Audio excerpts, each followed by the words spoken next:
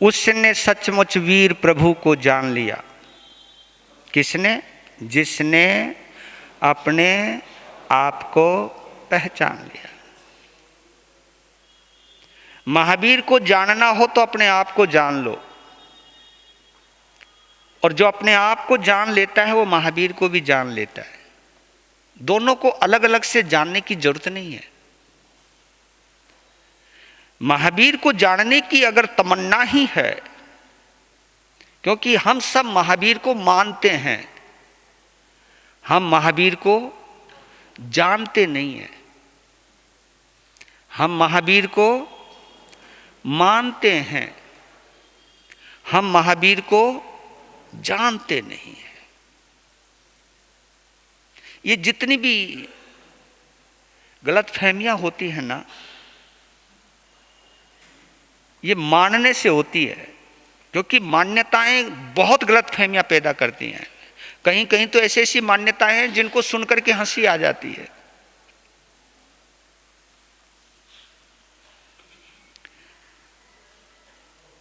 जिन शासन को जानना चाहते हो तो उसका एक ही रास्ता है, अपने आप को जाने।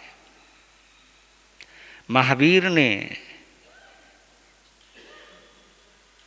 कभी नहीं कहा तुम मुझे मानो। महावीर ने एक ही बात कही कि तुम अपने आप को जानो, बस। ये महावीर का अद्भुत सिद्धांत है, क्योंकि जो अहंकारी होता है वही कहता है कि तुम मुझे मानो। जो मन के दायरे में घूमता है, मन के स्वभाव में रहता है, वही कहता है तुम मुझको मानो। लेकिन जो मन के पार हो जाता है वो कहता है तुम अपने आप को जानो।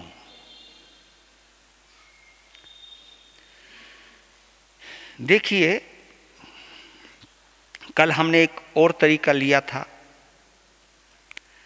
आत्म स्वभाव को जानने का, कि सत्ता का आकर्षण और संपदा का आकर्षण मन के स्वभाव को जीने वाले का होता है, यानी ये मन का स्वभाव होता है। मन का स्वभाव जो है वो सत्ता में आकर्षित होता है, आकर्षित करता है, या संपदा की तरफ जोड़ता है, या संसार की ओर जोड़ता है, या रिश्ते नातों की तरफ दौड़ करके लेकर के जाता है। क्योंकि ये जितनी भी चारों गतियां बनी हैं ये मन के आधार पर ही बनी है, यानी मोहनीय कर्म के आधार पर बनी है। ये जितनी भी चारों गतियां हैं, हमारा चारों गतियों में भव भ्रमण होता ही रहेगा जब तक हमारा मोहनीय कर्म, क्योंकि मोहनीय कर्म का मतलब आप जानते हो कि सातों कर्म उसी के साथ चिपके हुए हैं। मोहनीय कर्म का मतलब जानते हो आप कि 18 पाप उसी के साथ चिपके हुए हैं, किसी एक के साथ, और उसका नाम है मोहनीय कर्म। ये 4 गति 84 लाख जीवा योनि में भटकने का, भटकाने का जिम्मा अगर किसी कर्म के पास है तो उस कर्म का नाम,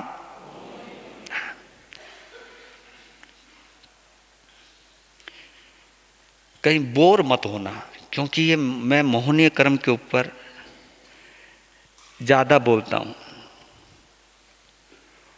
जबकि हम सभी मोहनीय कर्म के शिकार भी हैं। जिसने हमारा शिकार किया हुआ है, जो हमारा शिकारी है,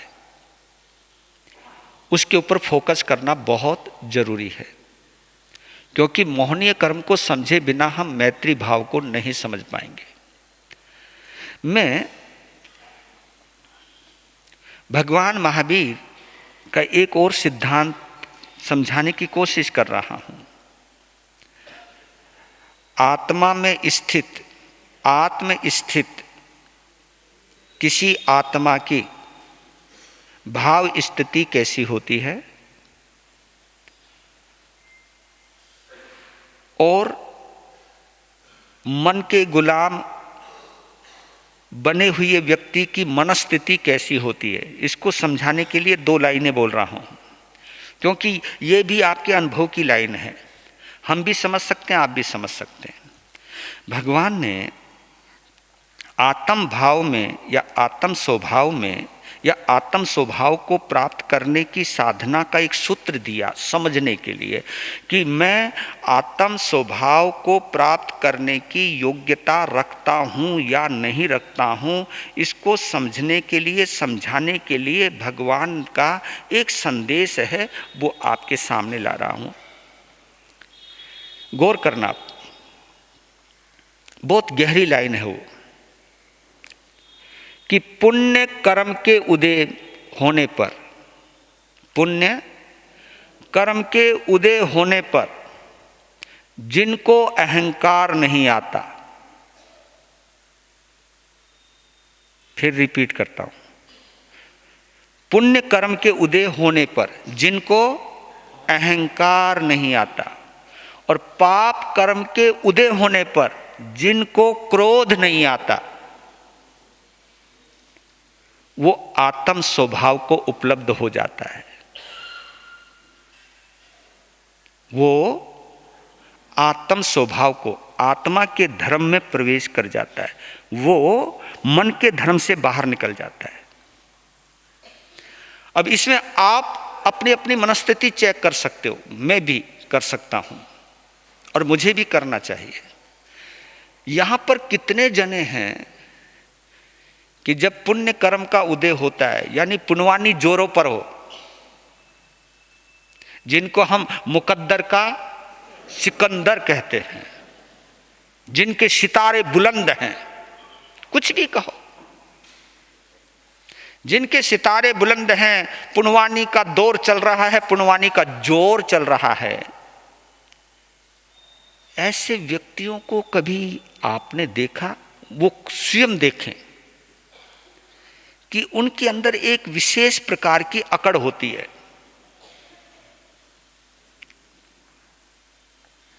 अकड़ होती है, किसी से डरते नहीं और किसी को मानते नहीं और किसी की मानते नहीं, क्योंकि किसी की तो जब मानेंगे जब किसी को माने, क्योंकि अभिमान कहता ही यही है कि तेरे अलावा इस दुनिया में कोई नहीं है, सब तेरे नीचे।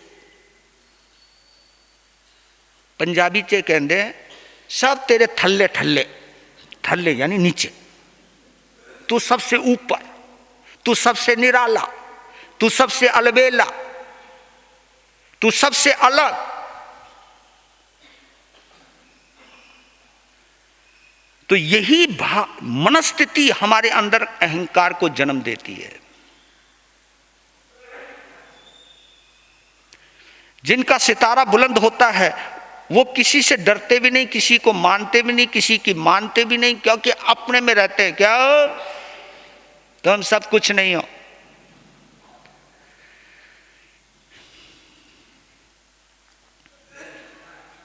ऐसा व्यक्ति जब पाप कर्म का प्रभाव आता है, पाप कर्म का उदय आता है, तो उस वक्त वो क्रोध करता है। इसलिए कहते हैं ये दो चीज है, अगर इसकी गहराई में जाओगे, दो अशुभ ध्यान बतलाए, आर्त ध्यान और रौद्र ध्यान। ये मन के माध्यम से आते हैं, ये मन का स्वभाव में रहने के माध्यम से आते हैं। जो मन के दायरे में रहे, अपने मन का गुलाम है, उसको ही आर्त ध्यान और रौद्र ध्यान आता है। धर्म ध्यान कब आता है? जब आत्मा में प्रवेश करता है। धर्म ध्यान में हमारे यहाँ समायिक है, संवर है, पोषद है, उपवास है, त्याग है, प्रत्याख्यान है, वैराग्य है। ये सब चीजें धर्म ध्यान में आते हैं। लेकिन आपको मालूम है, धर्म ध्यान करते हुए भी हम आर्त ध्यान और ध्यान में रहते हैं। धर्म ध्यान करते हुए भी, जब उसको कह नहीं सकता मैं धर्म ध्यान, धर्म क्रिया करते हुए भी, बल्कि यह अच्छा रहेगा, क्योंकि धर्म ध्यान में रोना धोना तो हो ही नहीं सकता। और धर्म ध्यान करते हुए यानी धर्म क्रियाएं करते हुए भी अगर रोना धोना चल रहा है, घमंड चल रहा है, छल कपट चल रहा है, छल प्रपंच चल रहा है, तो इसका मतलब यह है कि यह धर्म क्रिया तो हो रही है, धर्म ध्यान नहीं हो रहा। पहचान लेना चाहिए कि मेरे से धर्म ध्यान हो रहा है या धर्म क्रिया हो रही है, ये पहचानने का। क्योंकि मन में रहने वाला व्यक्ति धर्म क्रिया कर सकता है, धर्म ध्यान नहीं कर सकता। क्योंकि धर्म ध्यान तो तब होगा ना जिसको पुण्य के उदय काल में अहंकार नहीं आता और पाप के उदय काल में क्रोध नहीं आता, वहां से धर्म ध्यान शुरू होता है।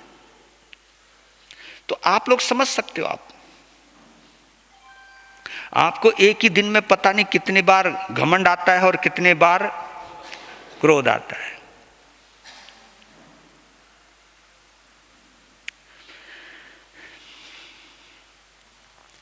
इसलिए आत्मा के स्वभाव को समझने के लिए 3 प्रकार की समायिक बतलाई। आज फिर उसी समायिक के मैटर पर आ रहा हूं, क्योंकि समायिक को समझे बिना हम आगे कुछ नहीं समझ पाएंगे।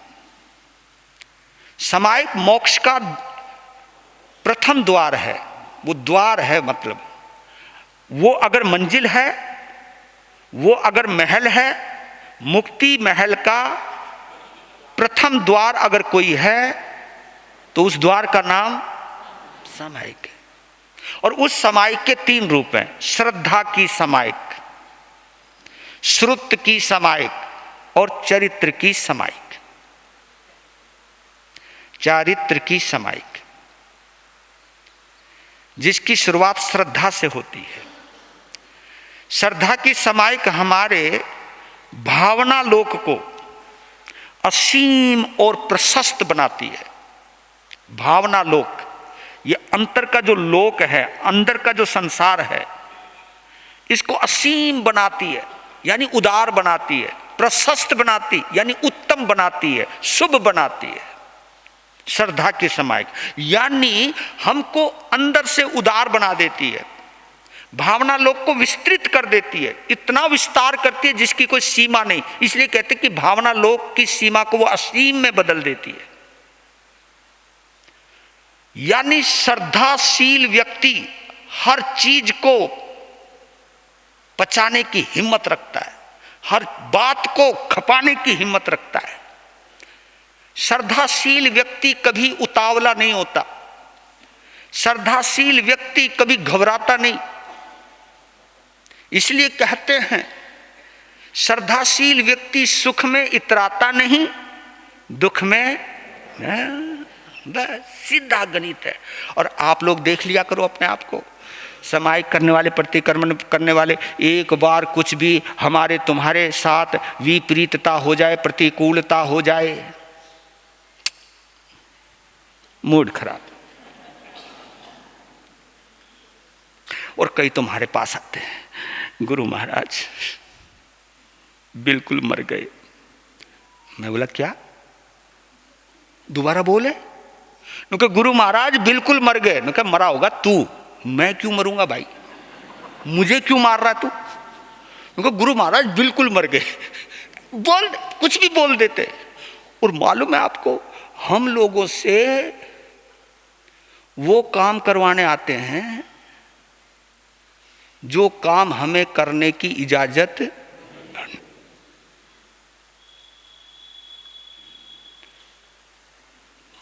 आप कहते हो ना गुरु महाराज लड़का जवान हो गया, लड़की जवान होगी गुरु महाराज। अब गुरु महाराज क्या करे? नहीं, महादीक्षा काहे को बुद्धवाओ भाई। जो लड़की, जो ये कहने आया मेरे पास कि लड़की जवान हो गई, वो ये कहने को आया कि इसको दीक्षा दे दो। वो क्या कहता, गुरु महाराज कृपा करो, उसकी शादी करवाओ। मतलब शादी मैं कैसे कराऊं? मैंने अपनी नहीं करवाई यार, किसी और के पास जा। पर लेकिन करे क्या? मन के दायरे में रहने वाला व्यक्ति का यही सवाल होता है, बहुत छोटा दायरा होता है। इसलिए श्रद्धा की समायिक को समझने के लिए, मालूम है श्रद्धा की समायिक के 3 आधार हैं, 3 आधार। कौन कौन? देव, गुरु और धर्म। ये 3 आधार है, बतला रहा हूं आपको। आधार यानी ये श्रद्धा की समायिक के 3 आधार हैं। श्रुत की समायिक भी बाद में आती है, चरित्र की समायिक भी बाद में आती है। अब इसके ऊपर गौर करना। आप लोग बचपन से एक चीज याद करते आए हो, और हम संतों ने भी रटाया है, लेकिन उसकी गहराई हमने कभी नहीं समझाई। तुम लोगों को रटाने पे लगे हुए हैं। हम आप लोगों को क्या बोलते हैं कि जैन धर्म को जानने के 3 आधार हैं, उसके 3 आदरणीय तत्व हैं। आदरणीय तत्व हैं कौन कौन से? देव हमारे श्री अरिहंत, है ना? राइट? ये मैं गलत तो नहीं बोल रहा ना? और तुम सबको याद है, और वैसे है नहीं, तुम्हारा देव अरिहंत नहीं है। तुम बोल लो बेशक से, कुछ भी बोलो। तुम्हारा देव अरिहंत होता तो तुम संप्रदाय के चक्कर में कभी नहीं पड़ते, किसी पर्सनल गुरु परंपरा के चक्कर में कभी नहीं आते। जिसका देव अरिहंत हो और गुरु निर्ग्रंथ हो, और हम निर्ग्रंथ भी नहीं है। ये सब आदरणीय तत्व हैं। और धर्म हमारा दया प्रधान, ये 3 तत्व हैं। आप ये सोचते क्यों नहीं हो? जिसका देव अरिहंत हो, गुरु निर्ग्रंथ हो और धर्म दया प्रधान हो, फिर कोर्ट कचहरी में उनके केस चलेंगे क्या? फिर उनके घर के अंदर ये मार धाड़ जली कटी सुनाई जाएगी क्या? या किसी को नीचा दिखाया जाएगा क्या? जिसका देव अरिहंत हो, गुरु निर्ग्रंथ हो और धर्म दया प्रधान हो, फिर वो भेदभाव कर सकता है क्या? पर लेकिन ये सब कुछ हम करते हैं ना, तुम ही क्या, हम भी करते हैं। कोई हमारा स्पेशल भक्त आ जाता है तो उसको हम कमरे में लेके चले जाते हैं, ये तो हम भी करते हैं। कोई मोटी पार्टी आ गई जिसने लाखों का दान देना, उसकी हम महिमा भी गाने लग जाते हैं, और उसने, हम ये भी भूल जाते हैं कि उसने वो पैसा कितने पाप करके भी कमाया होगा। अगर मैं उसकी प्रशंसा कर रहा हूं तो जिस तरीके से उसने दौलत कमाई है, मैं उसकी अनुमोदना कर रहा हूं या नहीं कर रहा? इनडायरेक्टली कर ही रहा हूं ना। तो ये मैंने साबित कर दिया कि मैं निर्ग्रंथ नहीं हूं। चाहे मैं कुछ भी उत्तराध्ययन सूत्र सुनाऊं, चाहे कोई भी भगवान की वाणी सुनाऊं, कुछ भी सुनाऊं, मैं निर्ग्रंथ नहीं हूं। क्योंकि निर्ग्रंथ होने का मतलब है, क्योंकि मैं अपने मनपसंद व्यक्ति से बात करूं और जिसे मैं पसंद नहीं करता उससे मुंह फेर के बैठ जाऊं, ये कौन सी निर्ग्रंथता है? ये कौन सी निष्कपटता है? और ये हम करते हैं, हम ही नहीं, सभी परंपराओं में करते हैं। ये चीज चल रही है। तो पहले संत ये भूल जाए कि मैं 5 महाव्रतधारी हूं। पहले तो संत को ये भूलना चाहिए कि तेरे पास एक भी महाव्रत नहीं है। 5 महाव्रत तो बहुत दूर की बात है, क्योंकि मालूम है पहला महाव्रत बिना मैत्री भाव के आ ही नहीं सकता। जो भेदभाव करता है वो अहिंसा धर्म का पालन कर ही नहीं सकता, कर ही नहीं सकता। और जो अहिंसा धर्म का पालन नहीं करता वो सत्य धर्म पर चल ही नहीं सकता। जो भगवान की आज्ञा के विपरीत कार्य करे वो उसे अचौर्य धर्म आ ही नहीं सकता।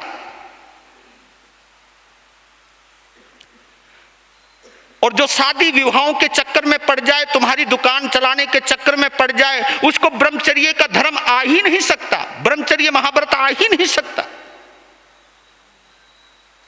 मैं तुम्हारा व्यापार बढ़ाने लग जाऊं और तुम्हारे माध्यम से मैं अपनी संस्था को ऊंचा करने लग जाऊं तो अपरिग्रह महाव्रत आ ही नहीं सकता। कहीं पर भी देख लीजिए आप, ये कुछ बातें जरूर कड़वी हो सकती हैं, लेकिन मेरे को खुद को समझाने के लिए बहुत बड़ी बात है। ये बातें केवल मैं आपको नहीं समझा रहा हूं, मैं खुद को भी सुना रहा हूं और जीवन में अपनी तरफ से बचने की कोशिश करता हूं। जिसका देव अरिहंत हो, गुरु निर्ग्रंथ हो और धर्म दया प्रधान हो, ये चीज आपको रटाई गई है, याद करवाई गई है। लेकिन आपको मालूम है जैन संतों ने बड़ी चालाकी से 3 बातें छुपा दी, क्योंकि वहां वो मैं खुद फंस सकता हूं, इसलिए बताया ही नहीं। ये जो मैं बोल रहा हूं ना, देव हमारे श्री अरिहंत, गुरु हमारे निर्ग्रंथ संत, धर्म हमारा दया प्रधान, ये हमारे धर्म के अंदर आदरणीय तत्व में आते हैं। कौन सा तत्व है? आदरणीय, जिसके ऊपर हम श्रद्धा करते हैं, जिसके ऊपर आदर करते हैं, जिनका हम आदर करते हैं। अरिहंत का नाम सुनते हम झूमने लगते हैं, गुरुओं को देख के मस्त होने लगते हैं, और धर्म का नाम सुनते हा हा हा, कीड़ी को मारनो नहीं, 6 काय के जीवों की आराधना करनी नहीं, चाहे घर में कुछ भी करो। ये आदरणीय तत्व है। लेकिन मालूम है 3 आचरणीय तत्व भी हैं। 3 आदरणीय और 3 आचरणीय। आचरणीय आचरणीय तत्व उसको कहते हैं जिसका आचरण मुझे खुद करना है। क्योंकि अरिहंतों का नाम लेने से मैं कोई अरिहंत नहीं बन जाऊंगा। रिपीट, अरिहंतों का नाम लेने से मैं कोई अरिहंत नहीं बन जाऊंगा। अरिहंत मैं तब बनूंगा जब मैं राग द्वेष कम करूंगा। तो मालूम है असली देव कौन है? जैसे देव हमारे श्री अरिहंत, तो आचरणीय तत्व में देव हमारी आत्मा है। देव हमारी आत्मा है। असली देव, देवाधिदेव अगर कोई है तो मेरी, हाँ बताओ क्यों? देवाधिदेव परमात्मा को हम परमात्मा कहते हैं, लेकिन परमात्मा में एक चीज तो नजर आ रही है ना, जिसका नाम है आत्मा। परमात्मा से निकाल दो आत्मा तो क्या बचेगा? परमी शब्द बचेगा। फिर क्या करेगा वो? यानी अप्पा सो परमप्पा, आत्मा ही परमात्मा है। ये किसने कहा? ये भगवान महावीर ने कहा कि तू अपनी आत्मा में छुपे हुए परमात्मा को उघाड़। मैंने तो 12.5 साल की साधना के द्वारा मेरे कर्मों के आवरण के पीछे छुपा हुआ, अष्ट कर्मों के या 4 घाती कर्मों के आवरण के पीछे छुपा हुआ जो मेरी अरिहंत दशा थी, उसको मैंने किसी तरह से प्रकट कर दिया है। मोहनीय कर्म को खत्म करने के बाद मेरे अंदर जो अरिहंत दशा थी वो प्रकट हो गई। और जिस तरह अरिहंत बनने का मादा मेरे पास है, उसी तरह तुम्हारे पास भी अरिहंत बनने का मादा है। तो देव हमारी आत्मा है। पहले ये भरोसा करो, क्योंकि आप मान के चलो भैया, आत्मा के बिना कोई भी चीज है ही नहीं। 5 पदों में एक चीज कॉमन है, चाहे वो अरिहंत है, चाहे वो सिद्ध हैं, चाहे आचार्य हैं, चाहे उपाध्याय हैं, चाहे साधु साध्वी, श्रावक और श्राविका हैं। उन 5 पदों के अंदर एक चीज कॉमन है। कौन सी? आत्मा। बिना आत्मा के परमात्मा की आराधना हम करेंगे कैसे? बिना आत्मा के परमात्मा हम बनेंगे कैसे? तो देव हमारी आत्मा है। गुरु हमारा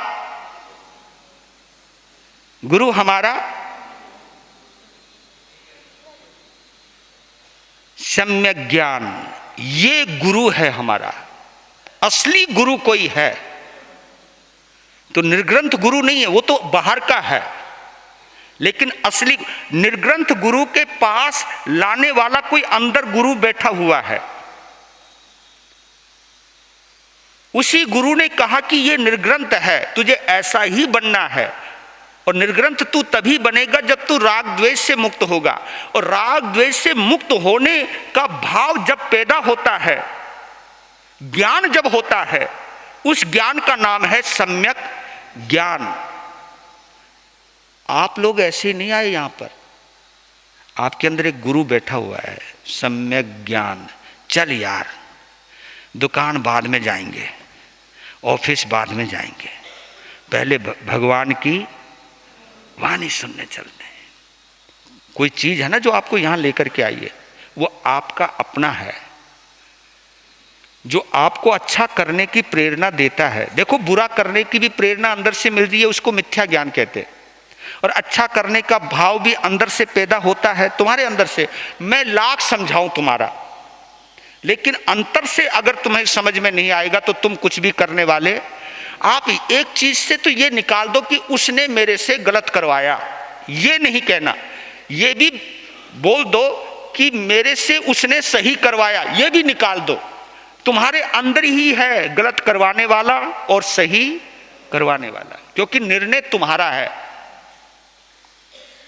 तो देव हमारा, गुरु हमारा सम्यक ज्ञान, और धर्म हमारा वो दया प्रधान, और यहां विवेक। जो विवेक है ये हमारा धर्म है। तो आप सोचना जरा, अरिहंत बनना, क्योंकि जो श्रद्धा है ना, ये श्रद्धा बिना लक्ष्य के नहीं आती, लक्ष्य निश्चित करना पड़ता है।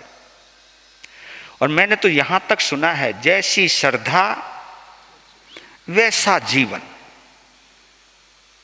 रिपीट, जैसी श्रद्धा वैसा जीवन। मिथ्या श्रद्धा मिथ्या जीवन। जब तक आप संसार को सही मानते हो, असली मानते हो, उसी को अपना सब कुछ मानते हो, इस शरीर को सही मानते हो या इस शरीर को ही सत्य मानते हो, आप यहाँ तक भी नहीं जानते। मैंने देखो कितनी गजब की बात है, तुम्हारी ड्रेस अगर पुरानी पड़ जाए, फटने लग जाए, तो तुम्हारे मन में एक भाव तो पैदा होता है, क्या? हाँ, राइट, नई ड्रेस पहनो। जब फट जाता तो आपके भाव, लेकिन आपका शरीर पतला हो जाए, जर्जरित हो जाए, टेढ़ा मेढ़ा हो जाए, कांपने लग जाए, और भगवान आकर के कहने लगे, यानी यमराज आकर के कहने लगे, थारो कपड़ों बदल दूं, यानी इस शरीर से छुटकारा दिला दूं, तो तुम क्या कहते हो? नहीं जी, ऐसा मत कहो। हुआ कमाल है, एक माँ का जवान बेटा बीमार पड़ा हुआ था और बहुत बीमार था, उसकी बचने की कोई आशा नहीं थी। तो बार बार कहती थी, हे भगवान, इसके बदले मुझे उठा ले, इसके बदले मुझे उठा ले, लेकिन मेरे बच्चे को सही कर दे। एक दिन ड्रामा ही हो गया। क्या हुआ? आंगन में सोई हुई थी, खटिया बिछा के, अंदर के कमरे में उसका बीमार बेटा लेटा हुआ था। पड़ोसी की भैंस खुल गई होगी और वो उसके आंगन में पहुंच गई, और भैंस उसका जो चादर ओढ़ रखी थी उसको खाने लगी, और चादर खिंच गई। चादर खिंचती सामने देखी भैंस, भैंस तो वो समझ ही नहीं। उसने सोचा, यमराज आ गए हो। उसने बोला,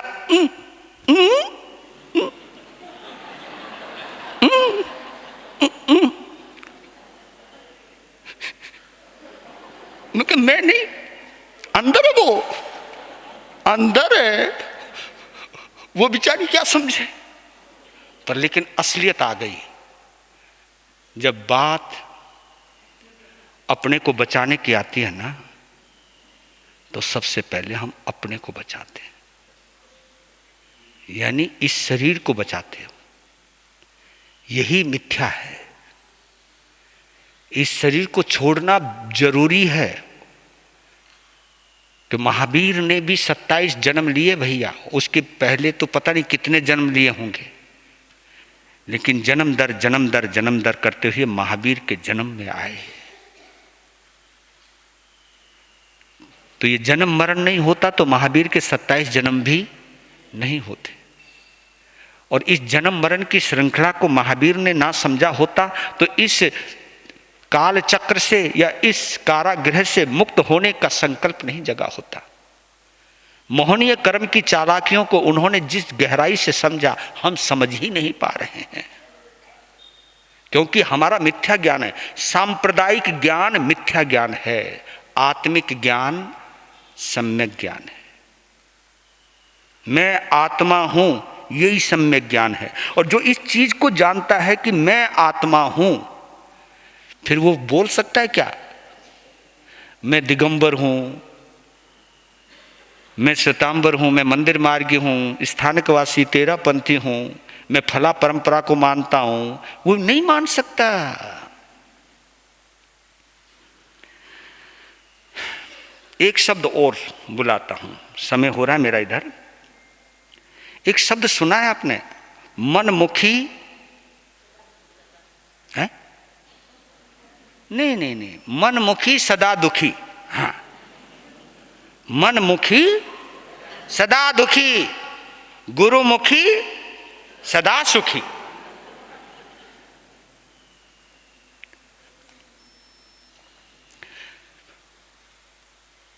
गुरु के ऊपर सबसे ज्यादा फोकस सिख धर्म ने किया। उन्होंने नाम ही सिख धर्म रखा अपना।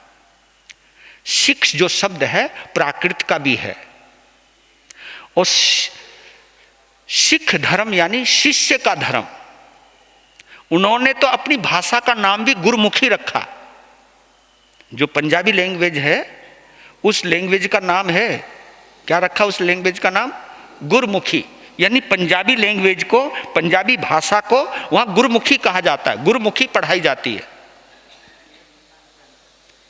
और आत्ममुखी, जो गुरमुखी होगा वही आत्ममुखी होगा। आत्ममुखी सदा सुखी, आत्मा में रहने वाले को कोई दुखी कर ही नहीं सकता, और मन में रहने वाले को कोई सुखी कर नहीं सकता। आप देख लो, आपका कितना भी मनचाहा हो जाए, कितना भी मनचाहा हो जाए, कभी पेटा भरता नहीं, कुछ भी मिल जाए आपको। इसलिए कहता हूं कि इस मन के स्वभाव को समझ लीजिए। अगर जैन धर्म में आपको जन्म मिला है, जिन शासन मिला है, जिन वाणी मिली है, तो हम जैसों के चक्कर में भी मत पड़ो। मैं तो इतना कहता हूं कि हमारे मुख से कोई जो जिनवानी आ रही है उसके ऊपर फोकस करो, क्योंकि मैं भी भगवान का ही अनुयायी हूं, आप भी भगवान के अनुयायी हैं। इस दृष्टि से हम दोनों भाई भाई हैं, बहन भाई हैं। कोई मैं बड़ा नहीं हो गया, तुम छोटे नहीं हो गए। क्योंकि पहले तो यह धारणा निकाल देनी चाहिए संत समाज को, साधु साध्वियों को, कि हम गृहस्थी से ऊंचे हैं। दिमाग से निकाल देना चाहिए ये बात। क्योंकि जब तक मैं अपने आप को ऊंचा मानता रहूंगा, तब तक मैं नीचे ही जाता रहूंगा। अपने आप को ऊंचा मानने वाला कभी ऊंचा नहीं जाता, क्योंकि व्यवहार की दृष्टि से आप श्रावक श्राविका हैं, मैं साधु साध्वी हूं, लेकिन निश्चय की दृष्टि से आप में भी वही आत्मा है, मेरे में भी वही आत्मा है। मेरे लिए आप उपकारी हो, आपके लिए हम उपकारी हो सकते हैं, लेकिन मेरे लिए आप उपकारी हो। किस आधार पर? मैं इस आधार पर कहता हूं कि आप लोगों का हमारे बिना काम चल सकता है, लेकिन हमारा काम तुम्हारे बिना। अब बताओ बड़े तुम हो या मैं?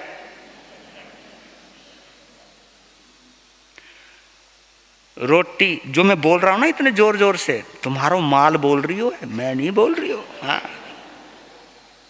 तो संत भूल जाता है इस बात को कि जिनका मैं खा पी करके बोल रहा हूं, ये उनका उपकार है, उनकी वजह से बोल रहा हूं।